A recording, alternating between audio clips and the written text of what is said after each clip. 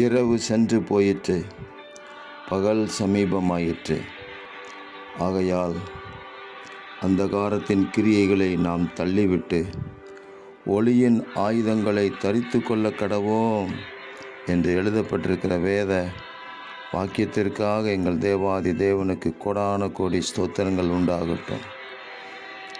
இந்த நாட்களை நாங்கள் பயன்படுத்தி கொள்வதற்கு எங்களுக்கு கிருபை தாங்க.